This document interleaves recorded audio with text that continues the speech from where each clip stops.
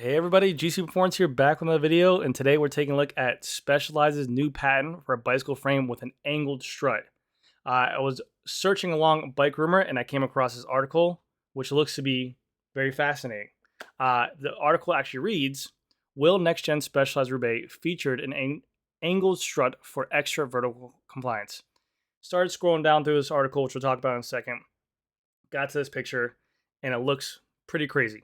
Obviously, what the whole idea behind this is that they're taking away the full seat post mass itself to remove that full rigidity of the bike, and now they're deflecting it to have this horizontal post go from the seat post mass to the down tube to make the seat post kind of sit over like this free floating triangle to allow like more compliance and comfort and that.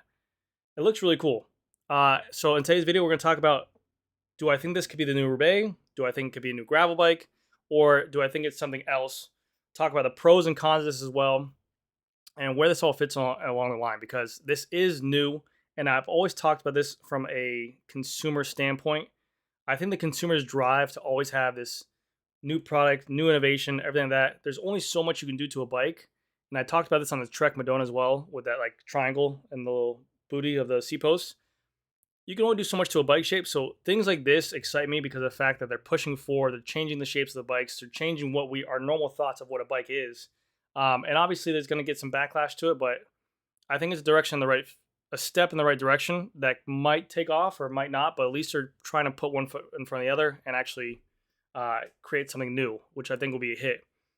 Because back in the day, the Roubaix SL4, this was one of our most SL4 Specialized. This is one of our most popular selling bikes, and I'll tell you in a second why this is relevant. This is one of the Specialized most popular selling endurance road bikes out there that we've ever sold. It was basically a full-on road endurance bike that basically had just elongated head tube, more raked out fork, and then a more of a sloping top tube as well. They had Zertz technology, which is like a piece of polyurethane rubber inside there, which was supposed to dampen vibrations as you got to it, but nothing gimmicky about it. Still a very stiff carbon bike, back and forth, laterally, horizontally, but just a straight, comfortable ride, and we sold a ton of them, which brings me back to this design on this patent right here. It doesn't look like there's any kind of crazy suspension, future shocks going back and forth or up and down. It doesn't look like there's any kind of maybe they throw a future shock on top here, who knows?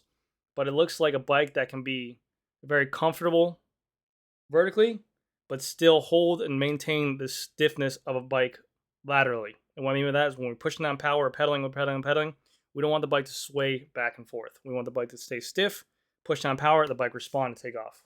So I'm actually pretty excited for this. Do I think it'll be the next Roubaix? Looking at these patents right here, or looking at this document right here, it has some very similarities to the Roubaix. It has this kind of open cutout for where a future shock should go, with like that kind of dovetail on here. We can see here we have a seat post, water bottle clamp here, a water bottle clamp here. I don't know if you'll be able to fit a water bottle inside there, maybe a Z cage out to the side. We have what looks to be like bolts up here for mounting like a bento box. Now this is where it kind of gets into like, is it going to be Roubaix? Is it going to be a gravel bike? Or is it going to be something else? Because usually on a road bike, like an endurance bike, that they're still going to compete with a performance level, they usually don't add this kind of stuff on there. This is more of like a gravel or in-between bike. Also the seat post. The seat post looks like a normal circular 27.2 with a seat wedge I can go inside here. And then also this brings to another point of what other people are saying. Because there is no more straight down tube right here, there's obviously going to be no room for a front derailleur. Could they be paired up with classified hubs with that new rear wheel with the hubs where that acts as a front derailleur? Could it only be a one-by bike where they're going to make a bike that's more efficient for a one-by drivetrain, give you more efficient road gearing or a gravel gearing? Specialized has done that before where they made a Lay Sprint one-by drivetrain. They made Avenge Lunch Race one-by drivetrain. So could it be the option? And then also I see kind of like fender mounts holes here as well. Another big thing that people are saying is that the UCI needs to have a specific triangle on the bike to be actually raced and be legal. Here is not, I mean, who knows? Maybe UCI leans another way, but this is not a triangle really. It's like a boom, boom, boom kind of shape. And same here, it's kind of more like a boom, boom, boom kind of shape. So unless something gets pushed forward to kind of accept this bike into the UCI to be used for professional rides, I wouldn't see them making this as Roubaix. But in terms of excitement of what it could be, because this is a very, very stiff and fast bike, what we're seeing, this being carbon fiber, the ideas behind it is in the patent, they said that this is maybe to be used with steel, aluminum, or carbon fiber. Everyone's aiming more towards carbon fiber because of the bends and the shape of this material. But I've seen Specialized make with their stump jumper alloys as well. They make these with nice alloy bikes as well, so it could be brought down to lower tier models. But we can also see here what looks to be kickstand mounting holes or maybe side holes are there. We have a derailleur cable coming out right here as well, maybe for a cheaper 105 model down the road. And then even right here as well, looks like a cable exit port. But who knows? So in this, the reason why Specialized is doing this, they say right here, patent document reads, by increasing vertical deflection at a greater rate than horizontal deflection, ride comfort is increased without substantially increasing the rearward saddle tilt. So basically, they're able to add more vertical compliance without having less effect on the horizontal movement back and forth. Whereas if you had suspension or any kind of thing like that, it would take away from momentum and power and stuff like that. Here's figments or I don't know why I said figments. Here's pictures of the diagram of how it looks going to the frame. And also in the article, they're talking about how this fit in the Specialized roads or gravel bike lineup. Again, we have to figure out. Now, some interesting questions come into play. If they made this into Roubaix, I'd be all for it because I think it'll look really cool. It looks different from the rest. It will get people to draw more attention to Specialized again. And I think it'll be a popular bike that sells. It looks different. I think it will sell great if they spec it to be nice. And I think they could make it a 1x lineup. Who knows? Maybe make it a full SRAM. Maybe they get to where Shimano, they don't have a front derailleur in there. They have to figure something out crazy with that front derailleur in there. Maybe go with a classified hub partnership. I don't know. But a lot of people are also speculating that this could be a new Cirrus or a new hybrid lineup. It has a lot of similarities to the Cirrus X5 or the Cirrus Carbon Level. It has the area for the Future Shock. It has the mounting bolt here. It has a fender mount right here. It also has a cable export right here. And a lot of those high-end Cirruses are only using a 1x drivetrain as well.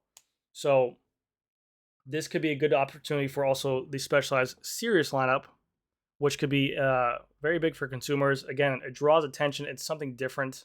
A lot of people, I know sometimes people don't like different, but you look at the Candel lefties for their hybrids, the fork that has a one side in there. You look at these, the Trek checkpoints, like that. Something that sticks out from the rest, people tend to maybe shy away from it first, but then they kind of like the look of it.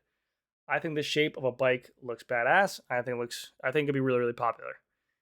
Question is, like I said, you have to figure out how much C-post can go into here because you're going to have these water ball screws right here. Figure out if it's an Aero C-post or a wedge because, again, they're making a compliant bike. They're making an endurance bike. It looks to be here. But I don't see Specialized abandoning Aero as everything.